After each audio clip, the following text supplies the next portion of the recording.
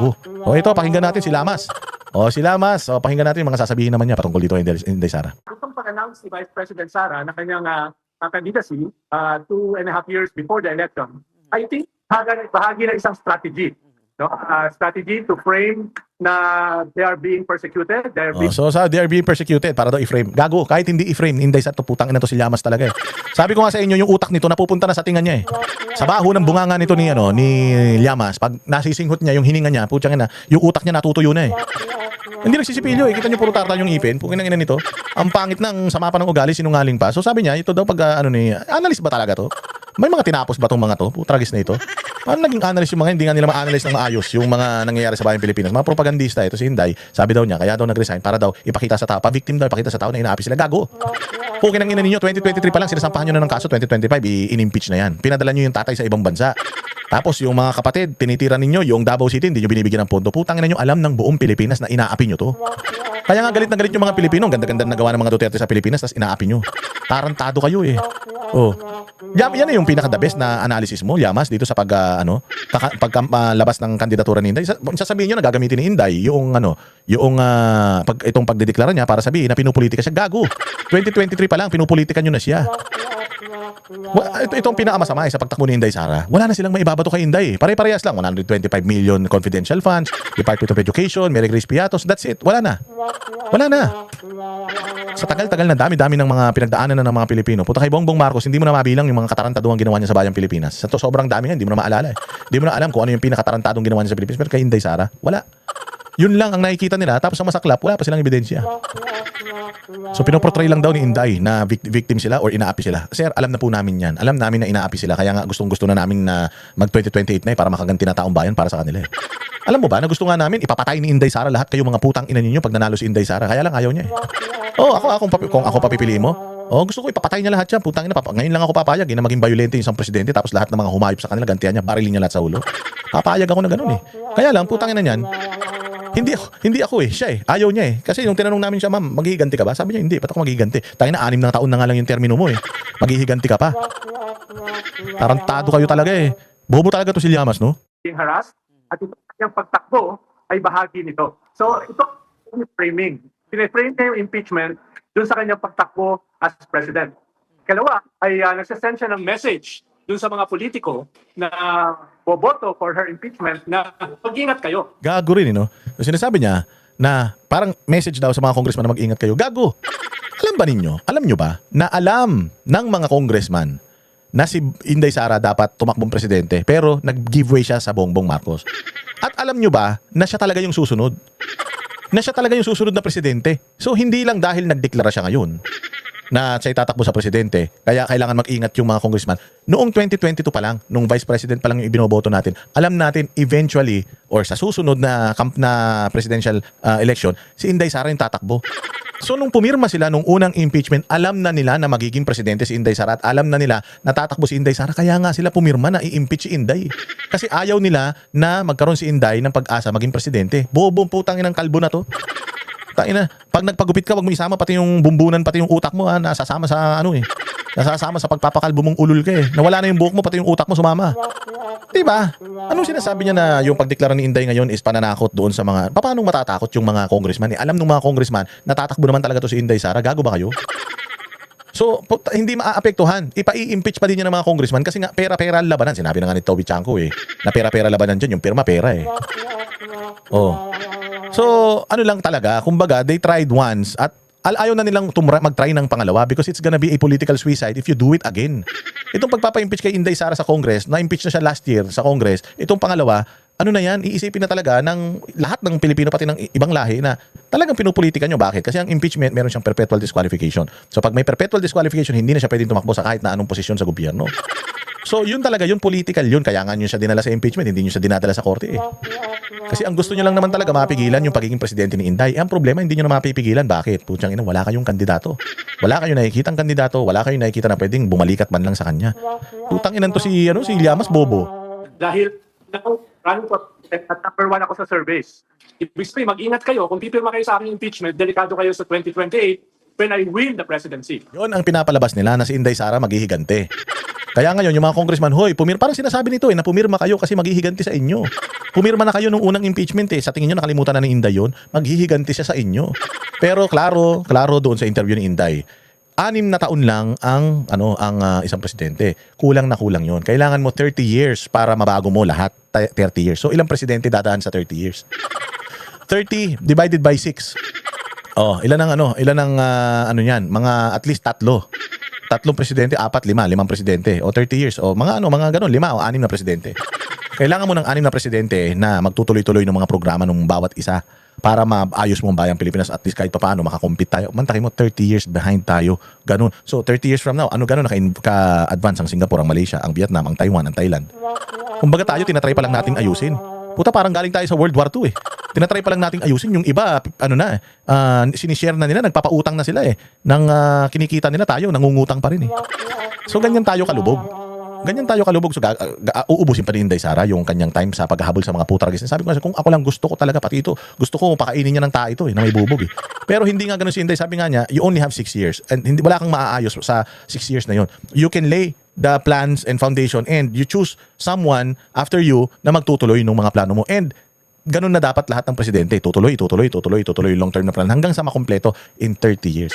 Kung sana kung 30 years magiging presidente si Inday Sara, okay lang. Hindi 6 na taon lang, yun ang nasa batas So ngayon ito, hindi na siya para habulin niya yung mga yan. Anong magagawa sa kasi kung magiging ganun si Inday Sara, habulin niya yung mga yan.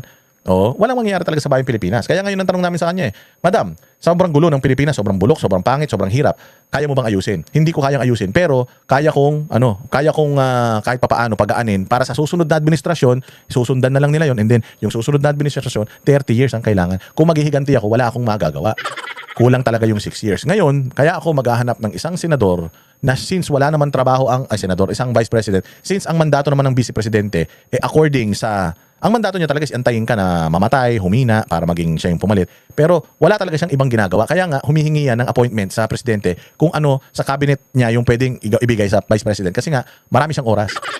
Yung kanyang mandato, yun lang. Maging handa pagdating ng panahon na kailangan niya maging presidente. Mamatay ang presidente, bangungutin, ma-overdose, siya yung papalit. Siya yung papalit. Yun. Ngayon, yun na yung gagawin niya. Kaya nga sila Inday, madami silang ginagawa. Tree planting, bibigay sila ng ayuda. Kasi wala talaga silang klaro yung mandato nila na ganun lang kasimple. Kaya nga hinihingi niya yung mga ahensya na ito. Gusto ko DND, gusto ko National Security Council, bla bla bla. Ako na lang patrabahoin mo, ubusin ko yung NPA. Yun nga yung gustong gawin ni Inday Sara Kaya lang, hindi binigyan ni Bongbong di ba? Bobo talaga to si Llamas Si Llamas na naman So kaya naghanap siya ng vice president na ilalagay niya siguro sa isang komisyon na maghahabol sa mga kawatan sa Pilipinas. Ngayon kung ikaw congressman ka, nagnakaw ka, delikado ka.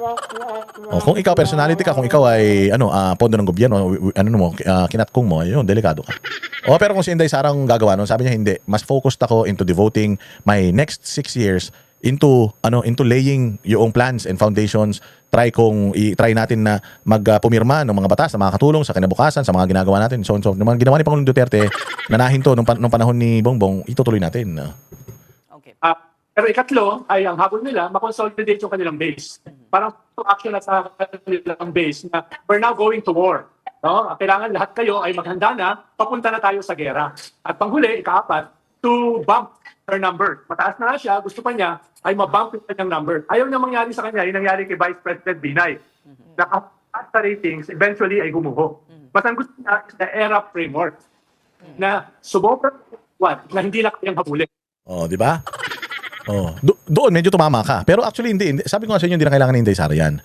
Kasi pag si Inday Sara nagsalita lang siya na I'm accepting donations from campaign funders. Sabi ko sa inyo, putang ina, Makati Business Club lahat. Magpupondo dyan. Bakit? She's the winning candidate. Sino ang tataya sa isang kabayo na 3 lang ang paa? Hindi ka tataya dyan. Putang ina, more so, kabayo na walang paa. Paano yan mananalo? Di ba? So kung ako, tataya ako sa winning horse. And right now, Inday Sara is the winning horse. And until 2028, she will be. Wala Sino? Risa Ontiveros? Si Risa Ontiveros na nagpunta dyan sa Kalayaan Island. Putang ina, Risa, kung gusto mo maging presidente, dyan ka na sa Kalayaan Island. Huwag ka nang umuwi. Dyan ka na, ilan lang yung botante dyan. Putang ina, baka puro DDS pa yan. Baka dyan na lang sa Kalayaan, hindi ka pa iboto ha. Nakakadiri ka na yan. Baka dyan sa Kalayaan Island, hindi ka pa manalo dyan. Walang hiya ka. Hindi, totoo ito mga bossing. Wala na to. It's unstoppable. It's inevitable. Kahit na ano pang paninira ninyo, impeachment or whatever. Wala yan. Because again, even if Inday Sara will be impeached in the Congress, she will not be impeached in the Senate. They don't have the numbers. They have the majority. Pero imagine mo, ang majority is how many? The majority is, the minority is I think 4 4 members short to becoming the new majority. As in ganun kahigpit yung laban diyan sa Senado.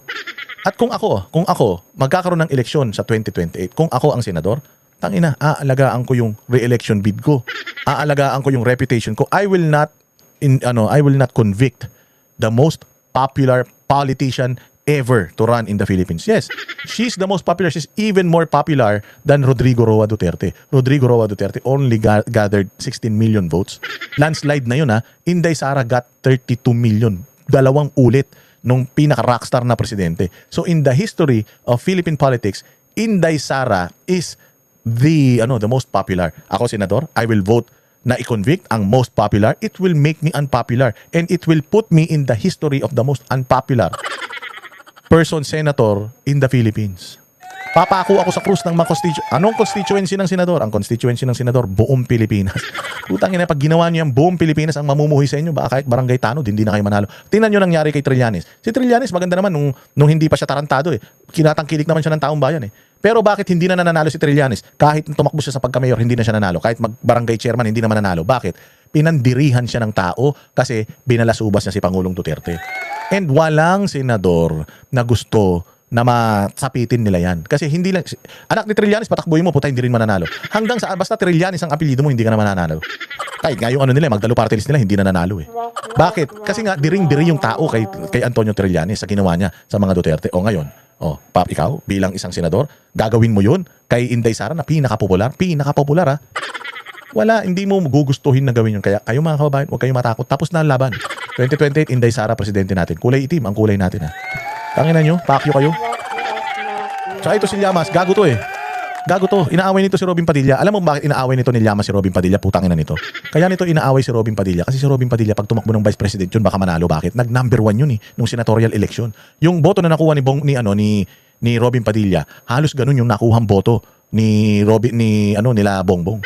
Milyon-milyon, napakaraming boto nakuha ni Robin Padilla. Hindi siya pumapasok sa hindi siya lumalabas sa top 5. Actually lang, iniisip nga lang nun, nasa top 10 lang siya, pero nag-number 1 siya. Bakit? Gusto siya ng tao. So kung si Robin, ang tatakbong vice-presidente ni Inday Sara, yung kapag-asa ng mga dilawan na makapasok makabalik sa politika, mawawala na ng pag-asa pag tumakbo si Robin. Lalong-lalo na pag tumakbo si Bongo, di lalong-lalo na pag tumakbo si Bato de la Rosa. Tatlo yan eh. Tatlo na mga Duterte, number top 2 na mga senador yang mga yan. Kaya takot at galit na galit ito, binabanatan nito si Robin kasi alam niya na yung vice na lang ang pag-asa na, kasi alam nila wala na silang pag-asa sa pagka-presidente. Vice na lang.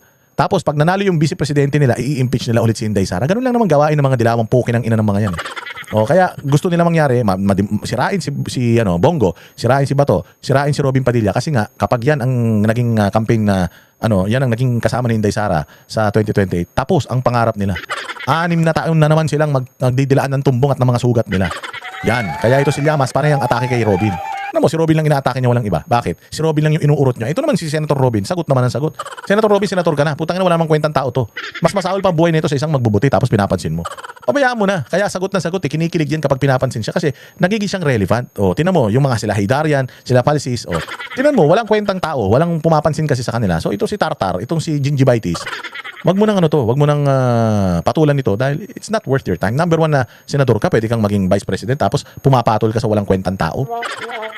Itigil mo na yan, sir. At